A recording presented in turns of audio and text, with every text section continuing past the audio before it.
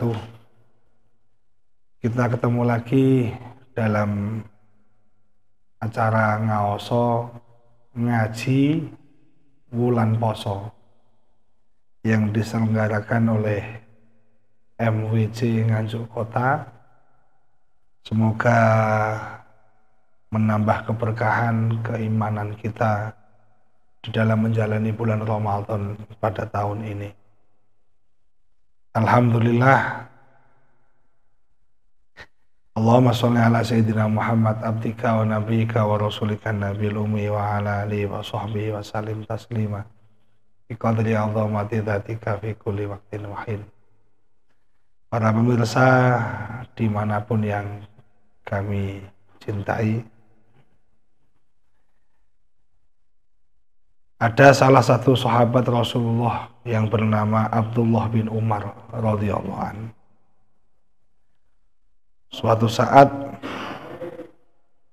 Abdullah bin Umar mendengar Rasulullah bersabda, qala sami'tu Rasulullah sallallahu alaihi wasallam yaqulu intalaqa salasatu nafarin mimman kana qablakum hatta awahumul mabit ila ghazin ila akhirih. Pada suatu saat Abdullah bin Umar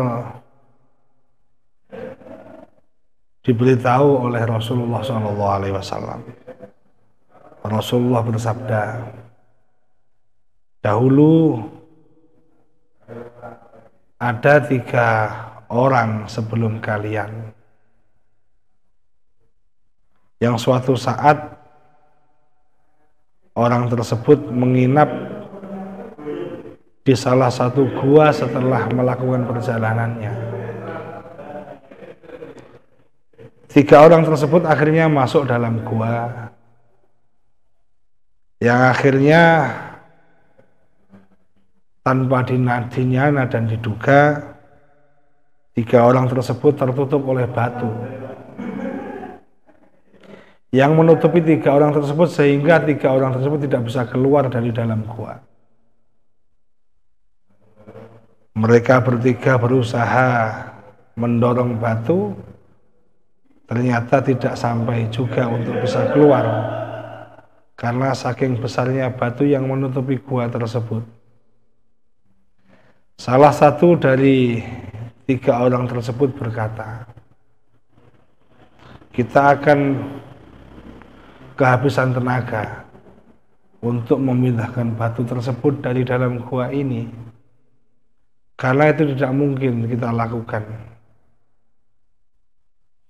Barangkali kita bisa berdoa dengan amal-amal kebaikan, kesolehan yang pernah kita perbuat, dan barangkali Allah ridho dengan doa itu sehingga kita bisa keluar dari gua ini dengan selamat. Salah satu dari 3 orang tersebut berdoa, saya akan berdoa, suatu saat saya itu setiap hari mencari kayu bakar di hutan. Saya mempunyai kedua orang tua yang sangat saya cintai dan sangat sepuh. Saya juga punya keluarga, punya anak dan istri. Suatu saat ketika saya habis mencari kayu bakar, yang saya lakukan ketika pulang di rumah pasti saya memerah susu dari kambing-kambing yang kami ternak, untuk kami ambil susunya untuk saya kasih ke keluarga kami. Dan ketika saya mau mengasih susu ke keluarga kami, pasti akan saya kasih susu terlebih dahulu kepada orang tua kami, karena bentuk kecintaan dan bentuk ketakwaan kepada Allah untuk menjadi orang yang birrul walidain. Pada suatu hari saya terlalu malam pulang ke rumah. Karena kebetulan saya kehujanan di tengah jalan untuk mencari kayu bakar. Ketika pulang ke rumah, anak saya menangis. Saya tanya kepada istri saya, kenapa anak kita menangis? Karena lapar, menunggu susumu yang kau perah dari kandang kami, yang kamu perah dari kandang kita. Akhirnya saya perah susu itu. Setelah saya perah, saya bilang ke istri, ke anak, nak, saya tidak akan mengasihkan susu ini kepadamu dulu sebelum saya kasihkan kepada orang tuaku. Akhirnya saya kasihkan susu itu kepada orang tuaku meskipun anak kami menangis. Ternyata orang tuaku masih tidur.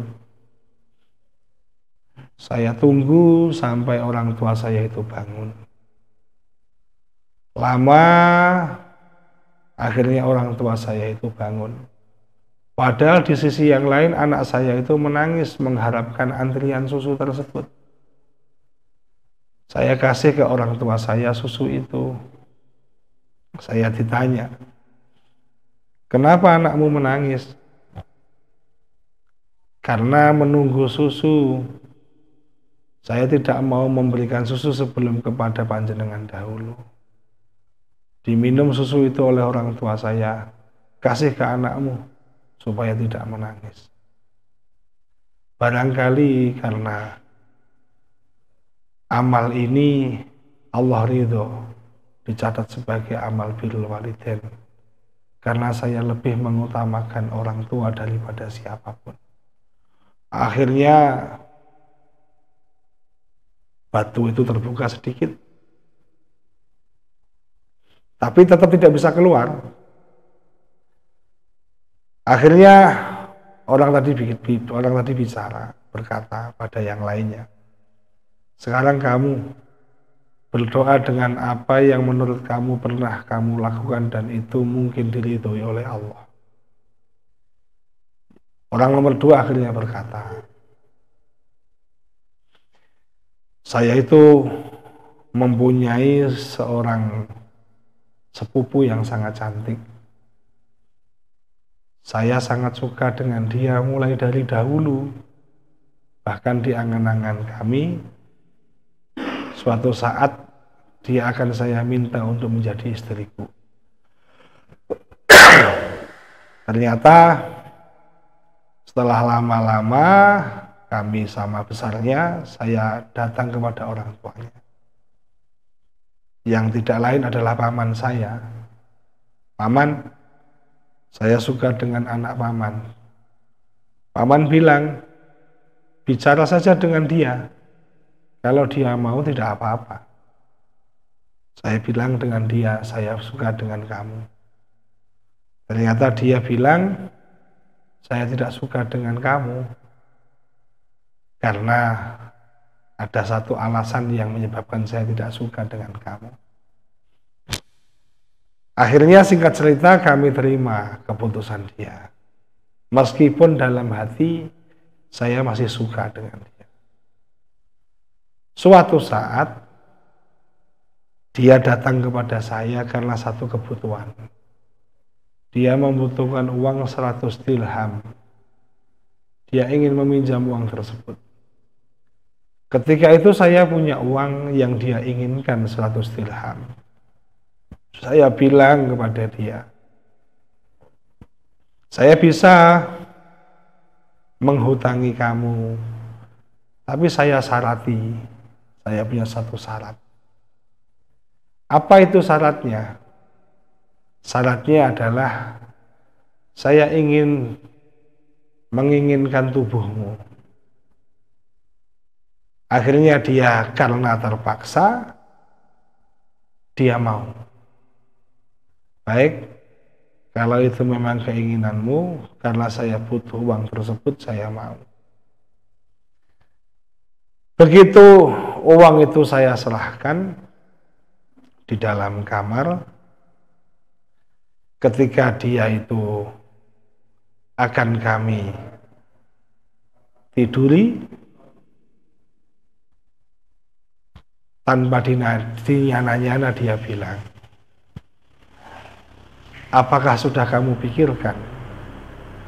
Apakah kamu tidak takut kepada Allah Subhanahu wa Ta'ala yang tidak pernah tidur menghitung setiap amal-amal kita? Langsung saya tersentak. Saya lari dari kamar dia. Lari sekencang-kencangnya karena saya takut kepada Allah Subhanahu wa Ta'ala.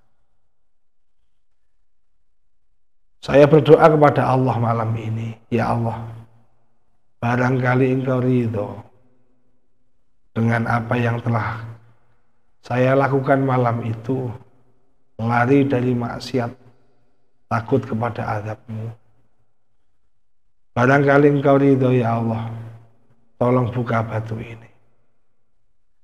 Setelah laki-laki yang kedua itu berdoa, ternyata batu itu bergeser sedikit, bergeser. Tapi tetap tidak bisa dia keluar. Akhirnya orang yang nomor 3 itu mensahut. Suatu saat saya itu dikaruniai Allah mempunyai lahan pekerjaan yang besar. Dan kami mempunyai banyak karyawan. Banyak orang yang bekerja kepada kami. Setiap akhir pekan, para orang-orang yang bekerja kepada kami antri untuk mengambil upah. Satu persatu kami upah, satu persatu kami upah. Ada satu orang yang dia tidak mengambil upahnya pada bulan itu. Akhirnya upah dia saya simpan. Suatu saat, tahun berganti tahun, bulan berganti bulan, upah tersebut saya kelola menjadi sebuah modal usaha. Ternyata alhamdulillah berhasil. Uang upah dari karyawan yang tidak diambil yang bekerja di saya, akhirnya saya wujudkan ke banyak hal.